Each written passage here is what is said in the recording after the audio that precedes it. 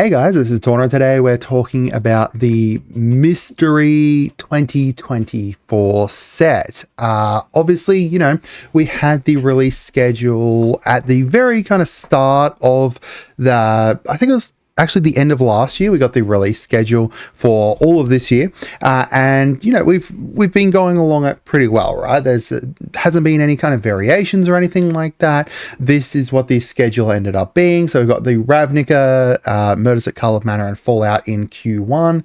Q2 we've got Outlaws of Thunder Junction and Modern Horizons 3 releasing right now. Assassin's Creed coming out in July, Bloomburrow at the start of August, and then in Q4 it's just the lonely little Duskmorn. So we've got a lot of stuff that we're going to be covering here, so hopefully you guys can pay attention and everything. I've had my medication, so I can actually keep a train of thought, and if you like this kind of content as well, make sure you subscribe and stuff, so that way you can get it and we can talk about this, and in 3 months time or whatever, I'll tell you I told you so. So we're going to talk about this to start with. So this is the 2024 MagicCon schedule. This is released back in November of 2023 and features some new art up the top here. Now, typically this kind of art here is used for, it's key art, right? It's used for some kinds of playmats, that kind of thing, just for kind of, advertising the events and stuff. So this art here was done by Anna Christensen, which we'll talk about in a second. But in here, in the center, we can see most likely this is Radiant, the Archangel, which we'll talk about in a bit as well. And in the background, you can kind of see Sarah's Sanctum and everything. So here is the art station here for Anna Christensen. She is one of the artists for Gunfire Games, the people who made Remnant and stuff. She's done some amazing art. She's done a whole bunch of art for Magic as well, the Fact and Fiction, Analyze the Pollen, most recently within MKM as well, which is a story spotlight one too. A whole bunch of really nice art. In fact, I think I love all of her art. So this one here seems to be depicting Radiant, or, you can see still the kind of which one was it? This one here. You can see the cape and everything like that from Radiant, the wings match, the hair matches. I'm 95% sure to say that this is, this is Radiant, right? Keep in mind that Radiant, however, is not alive anymore. Radiant died back fighting Urza here, with, pulled apart his eyes or whatever she ended up doing, tried to put the eyes together and then ended up destroying herself, which means typically, she's not a character that is alive anymore.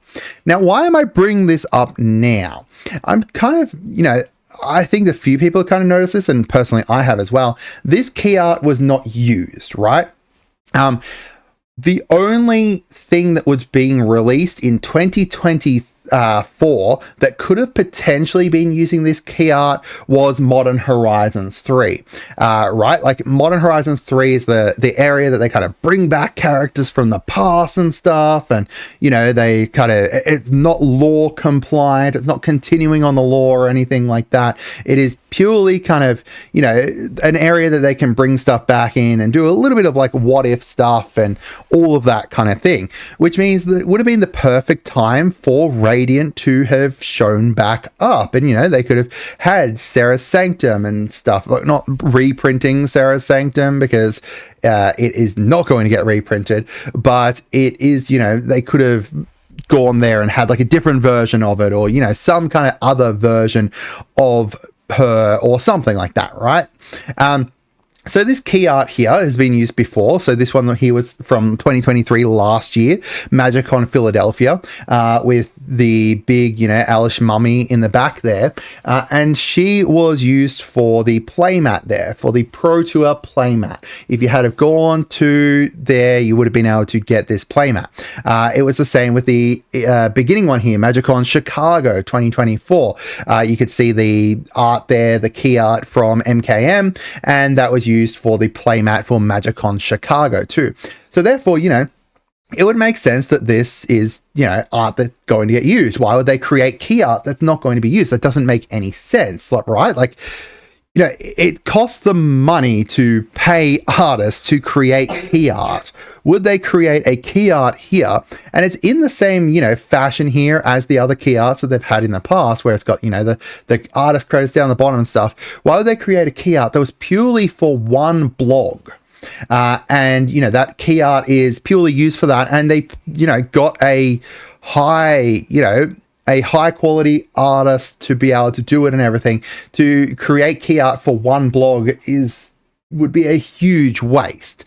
Things could have changed and stuff, but I don't believe it is. This is the one from MagicCon Las Vegas here, with the key art here in the background from Duskmourn. This will be, releasing around the same time as Duskmourn, assumedly, as well as the fact that, it's around kind of Halloween, Duskmourn kind of makes sense around that kind of, end of October. I don't think they're going to push Duskmourn into November, December kind of area.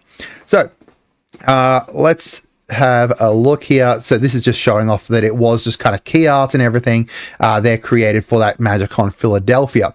So let's have a look at 2023 for Magic, right? So I'm just going to purely look at Q4 for 2023. So that way you get an idea of what I'm kind of getting at here. Currently, 2024 Q4. 2024's Q4 is just Duskmourn. 2023's Q4 was Universes Beyond Doctor Who. It was the Lord of the Rings holiday release, which had a few new cards in it, as well as kind of re-releasing stuff from that. We had Lost Caverns of Ixalan as well. That's three big decent releases that happened. Probably not the holiday release. That was more a supplemental kind of thing on the side there. But at least, it had the Doctor Who Universes Beyond there, and the Lost Caverns of Ixalan. Actually, no, that was pretty decent because it had new cards and stuff in it too. So, three big things, right? And keep in mind as well that Alish Norn that was originally used as, the Philadelphia one is tying into the story of most of 2023's releases. You had, Phyrexia All Will Be One. We had March of the Machines. We had March of the Machines Aftermath, kind of tying in all of that kind of stuff together there. And that's why it was chosen as the key art and everything. This is obviously not going to be kind of tying in everything and stuff, but not using this key art seems weird. So let's talk about what is happening towards the end of 2024 that is announced that this key art could be used for. First up is Bloomburrow. It wouldn't really make sense that this key art has anything to do with Bloomburrow, or potentially, let's not kind of discount the fact that this could be a reprint card, or, a new kind of a reprint card that could show up in a commander deck. Bloomburrow is not going to be that. We already have seen the commander decks for Bloomburrow, and all four of those are to do with the critters and to do with the different animals and stuff. It wouldn't really make sense for them to make new art for even a land that just kind of heavily features a character that has been dead for quite a while, as well as in the actual set. It wouldn't make sense for them to print or reprint a card from either Sarah's Realm or from actual Radiant, right? It doesn't make sense to thee. Now, the one that is more potentially likely would be Duskmourn, House of Horror, right?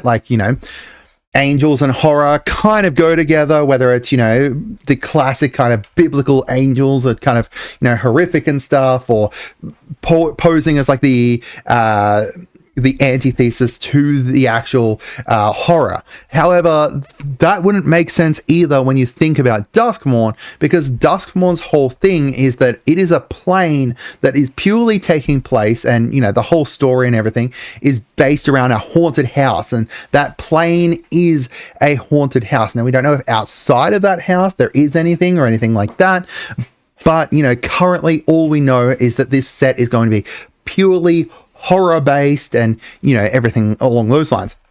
Now, that doesn't discount the fact that the commander decks could be slightly different. We could see some horror ones and then an angel one or something along those lines, but I doubt it. And then I also doubt that they would print a different kind of a land that kind of features, you know, Radiant at all. Like, that doesn't really make sense. You know, potentially it could be, or it could just be key art for the set, and like, you know, the angels are going to be kind of come in or something like that to the set, or along those lines. But I think that if the angels suddenly showed up in Duskmourn, people will be quite frustrated, because that's kind of, you know, against the kind of theming that they kind of gave for the whole thing, where it's meant to be based around this haunted house trope and, you know, this whole modern horror kind of thing, and, you know, having angels kind of show up. I don't know. I don't entirely think that that's a great idea. Biblical angels, I could definitely see them being there and, you know, being throughout the house or something. But yeah, whether it's going to be the commander set or the actual set, it wouldn't particularly make sense for kind of angels to be a part of this, or for them to have kind of angel kiosks as a part of it, or, you know, lands that are based around angels and stuff. So that's kind of the reasoning why it's not anything that's been revealed so far, right? Like, you know, now there is a couple, like one more possibility before we get into what I think it is, which is this is literally just key art that they purchased just to kind of show off, and it's going to be something in the future. That is definitely possible, and it's something, you know, we have to kind of think about. Or it's, you know, from something that was potentially going to release this year, and, you know, they changed the art direction or something like that. I don't particularly think that that's the case, because of the fact that we kind of knew for quite a while what was going to be happening this year. And even, you know, if it was something that's changed, the only thing that could have potentially changed would be Modern Horizons 3. And even then, you know, Modern Horizons 3 has been announced for quite a while, and we knew that that was going to be, you know, Eldrazi and energy and stuff. Like, there's not really anywhere for key art of Feather, for Radiant or Sarah's realm to kind of have shown up during that. So, you know, it could potentially have been something cancelled this year, or something that, you know, was meant to be in a set that ended up getting changed. I don't entirely believe that, though. Just having a look purely at this. Looking at this, comparing the releases for Q4 of 2023 to Q4 of 2024, only releasing one thing in Q4 is going to be very interesting. You know, I know that people want them to slow down releases and stuff, but they're not going to, right? They're not going to kind of essentially kind of throw away money by not releasing something then. Now, this kind of comes into, we'll talk about this next, this thing here. In 2022, they announced that the tentpole set stuff going on, which was going to be 6 major releases for each year. A tentpole set has to have randomized boosters for limited as a main component of it, but also accompanying products like commander decks. So currently the announcement has been, you know, we've got 5 of those tentpole sets. We had Murders at Carl of Manor in February. We had April with Outlaw's Junction. We had Modern Horizons 3 with a supplemental tentpole set. And then Bloomburrow in August and Duskmourn in Q4, probably October. This is not counting Fallout or Assassin's Creed. Assassin's Creed is a supplemental set. If you have a look at like Aftermath,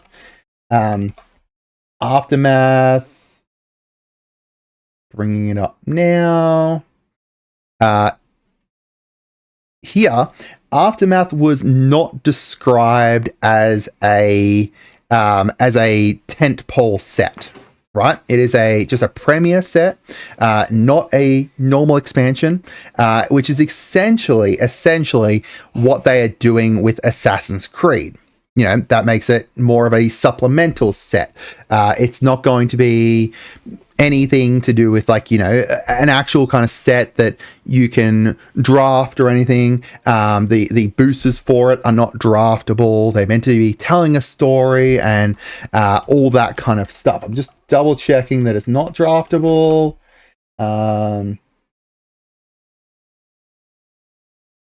Yeah, the Beyond boosters are not meant to be draftable. They're meant to kind of tell stories and those kinds of things. So therefore, they're not something that can be used as for limited and stuff.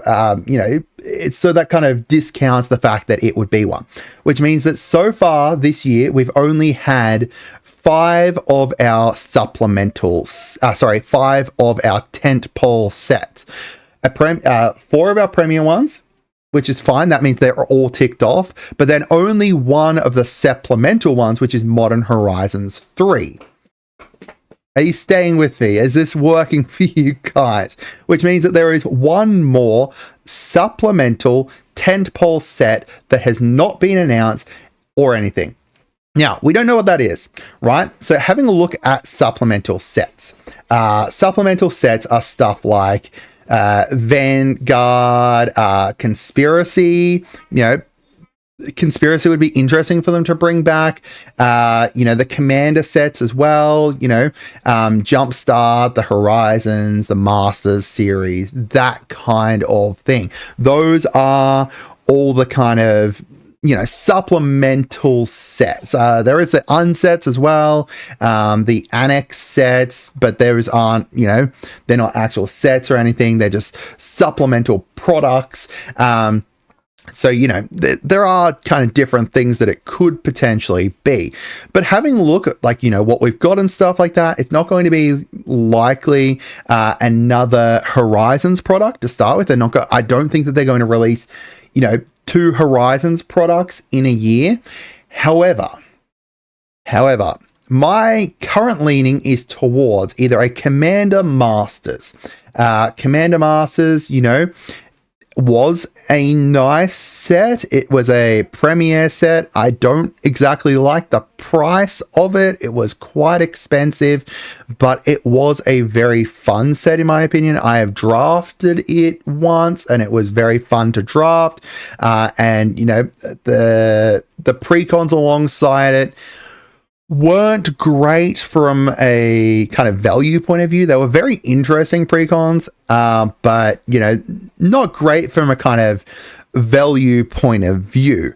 But it's not something that we could not potentially have. I'm leaning more towards like a Commander Legends, right? So, we had Commander Legends in 2020. We had Commander Legends 2 which was Battle for Baldur's Gate in 2022. So having like a Commander Legends 3 in 2024 would kind of make sense, the 2-year gap between them, kind of play off that popularity of Battle for Baldur's Gate. We've got Baldur's Gate 3 came out and was one of the most successful games of the year. Battle for Baldur's Gate, Baldur's Gate is just insanely great. It's an insanely great game. Completely sidetracked there, but it is a great game. But Battle for Baldur's Gate, I have drafted this set. I have opened this set. It's a very fun set. The decks as well to go alongside it were very interesting. The background mechanic were really cool. Personally, I'd love to see Battle for Baldur's Gate 2, probably not Battle for Baldur's Gate 2, but some other D&D set. The other thing is that it is the 50th anniversary of Dungeons and Dragons this year. Is the 50th anniversary of Dungeons and Dragons this year. So having another Commander Legends, Dungeons and Dragons of some kind would not surprise me. But that's my opinion. It's going to be a supplemental set that can be, drafted and used in a limited format of some kind. There's lots of different things that it could potentially be. Limited here is what limited is. Essentially, we'll see. I'll be very interested to hear what you guys say. Let me know down in the comments what you guys think. Am I being crazy or am I onto something? I hope you guys had a great day and goodbye.